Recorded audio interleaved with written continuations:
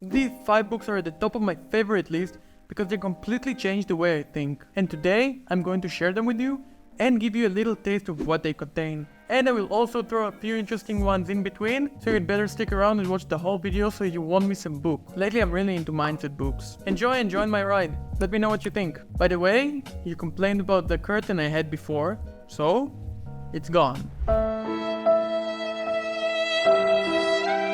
Sad. Let's get going. So book number 1, Personality Isn't Permanent by Benjamin Hardy. So first I'll start to explain why I changed my mindset, and then I will tell you about the book. It made me understand that our personality is really not permanent and all the tests that we take are just nothing. When we continue I will tell you more about it, but just to keep in mind, nothing you are told about who you are and what you are meant to do and what your personality is true.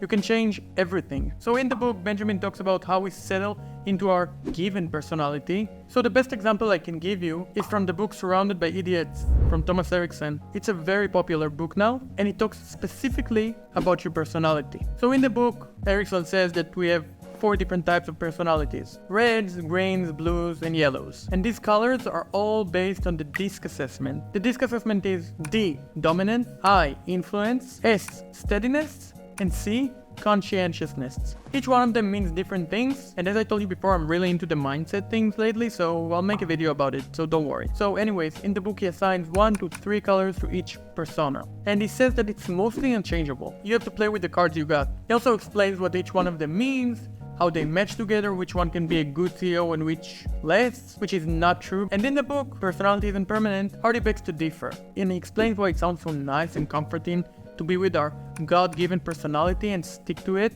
Because if I can't be a CEO or I can't run a company or do anything great, then I can just sit around and watch Netflix all day, right? Well, that's not right, and our lives are changing all the time. You know what they say, the only thing that's constant is change. Anyways, Hardy goes on to explain why we choose our personality, how we can change it, and why we can actually change it, why it's true, and why the belief that our personality is permanent is false. And how you can change it, you might ask? Well, that's for another video. But I'll give you a first bonus pick, The Changing World Order by Ray Dalio. To be honest, this book is not about mindset, but it's fascinating.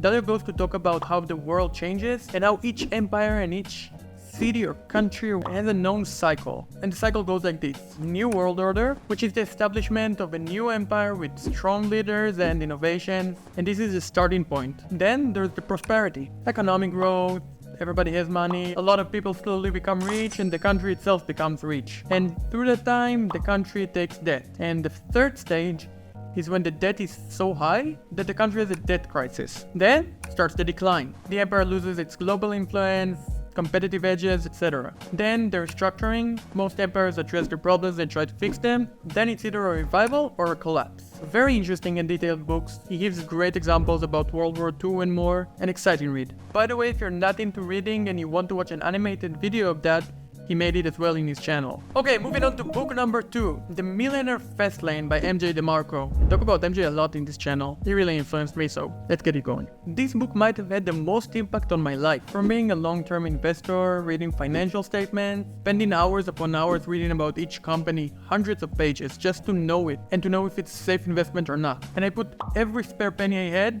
into the stock market. And I also have a video about another one of his books which has the same philosophy. So if you're interested, go watch it. Anyways, I understood that the market is too fragile and I rely on too many hopes to be rich in the stock market. You know, they say just put your money in an index fund in the S&P 500 and you'll be rich when you retire. Well, saving money on a cup of coffee will not make you rich.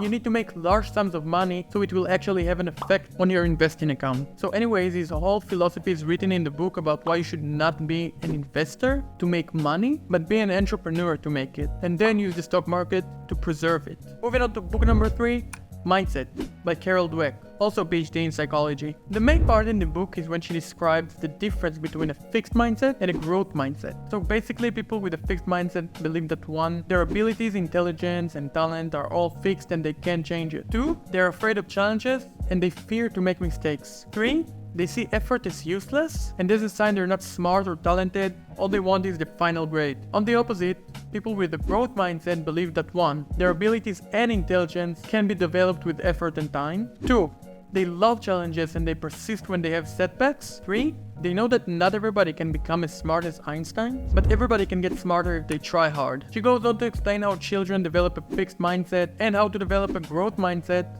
and change your current state, which connects to my first book, Personality Isn't Permanent. So for example, if you praise a kid for something good that he did, he will want to be praised again. So he will do everything in his power to get that good result again, just so you will praise him again. And he'll do it even if it means taking a task that is easy and not challenging at all. All he wants is to finish it and get your praise. And by that he grows to understand that the road does not matter. The effort is not important. What's important is the final result. So he tries to avoid failures as much as he can, so to not be scolded. Dweck says in her book, praising children's intelligence harms their motivation and their performance. Another good example is avoid judging and labeling kids for things that they do. So for example, if a kid breaks a toy, don't tell her that only bad kids break toys. It happens. Tell her that toys sometimes get broken. It means nothing about her or her personality. Another bonus pick incoming. This one is crazy funny. It's called I Can't Make This Up by Kevin Hart, and I truly suggest you to go listen to it and not read it because Kevin reads it out and it's so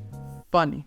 He talks about his life and things that he went through, and his life is horrible. His childhood is crazy, and he makes it sound so funny and casual, and he also throws in some life lessons that he has, and it's a really great experience. My partner and I spent hours driving in Ireland, and all we did was listen to that book. It was great. I could barely notice the ride, and we are ready for our next ride. A moment before we continue, I wrote a book. Just kidding, I didn't write a book. If you're getting value from this video and you like what you see here and you want to see more, hit the subscribe button and the bell. Don't forget about the bell. And if you're not really interested in subscribing yet and I did not convince you yet, so just hitting the like button will really help me. And it doesn't cost you anything and I won't bother you in the notification, so click it. And also a comment will be great so I can see what you think and I can respond to you. Let's get back to the video. Okay, so book number 4 is What Everybody is Saying by Joe Navarro. I think I talked about this book before in one of my videos, maybe in the Road to 1 Million, in one of them. So, have you ever wished you could know what people actually mean without the need to figure it out from their words? Watching people change their body poses and their faces, touching their necklaces or scratching their heads. In this book, Joe Navarro goes over all of these and more, and it teaches us some great signs that can reveal a person's true intentions. He's a former FBI agent, so he probably knows a thing or two. So let me give you an example. We all have some pacifying actions. For example, if someone tells us something that we're not comfortable with, or we want to hide something, then we'll do something like touching our neck, or maybe holding the necklace that we have, something that will make us feel calmer. And that's a sign that tells us that there's something that's not right and maybe that person is hiding something. So why does it work? Your brain has multiple layers, each one has its own role. The lowest level is the brainstem, which controls basic life things like breathing, heart rate, blood pressure, etc. Then there's the limbic system. Salespeople talk about it all the time. It's also called the emotional brain. It handles feelings, memories, and instinctual behaviors. So in the last video I talked about how the brain creates habitual actions to avoid getting hurt, like touching a hot stove. That's the limbic system. And the cerebral cortex, which is the outer part of the brain, this is the highest level. This layer separates us from the animals. It's responsible for reasoning, problem solving, decision making, and a lot more. This book really opened my eyes to body language and reading it, and there are a lot of good examples and images that will help you remember those things. By the way, which part of your body tells the truth most of the time? No, it's not your eyes. I know you thought that. It's the legs. Think about it, and next time you see a kid in the supermarket that his mom bought him something that he wanted, watch his legs.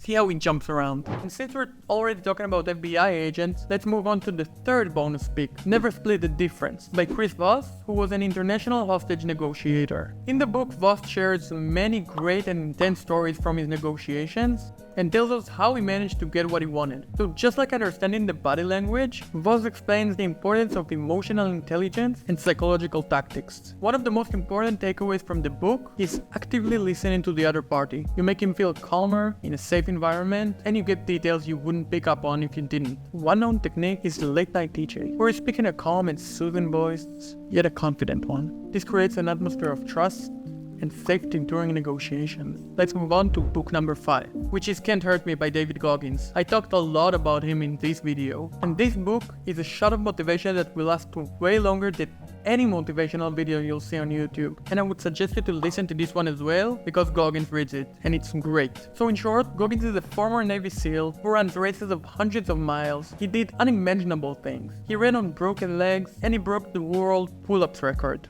He's very popular now because of his relentless chase to be the best and do everything he can, and not give in to the voices in his head that tell him that he needs to stop, he's old, he's 49 by now, and maybe he needs to quit. In his book, he goes through his life, from living in poverty, being abused by his father, living in a very racist neighborhood, weighing 300 pounds, exterminating cockroaches, from graduating from Navy SEALs, publishing 2 books, becoming the toughest man alive. Truly inspirational. He also shares it in a very understandable way, and really makes you connect to him on a personal level and understand what he's been through. And trust me, when you read it, or preferably listen to it, you'll think that most of the things he says are not real. It can't possibly be real. So one great thing that I took from the book, besides many other things, is the 40% rule. And I use it every time I run on a treadmill or I go to my spinning class. What it basically means is that when your brain tells you that you're done, you're probably only 40% done. You have a lot more to give, but your brain wants you to stop because it's hurting. As I said, I made another video about him, so I really suggest you to go watch it if you're interested. So anyways, these are my favorite books. Let me know what your favorite books are and write them in the comments below. And if there's any book or topic that you'd like me to cover, well, write it as well. Thank you, and I will see you in the next one.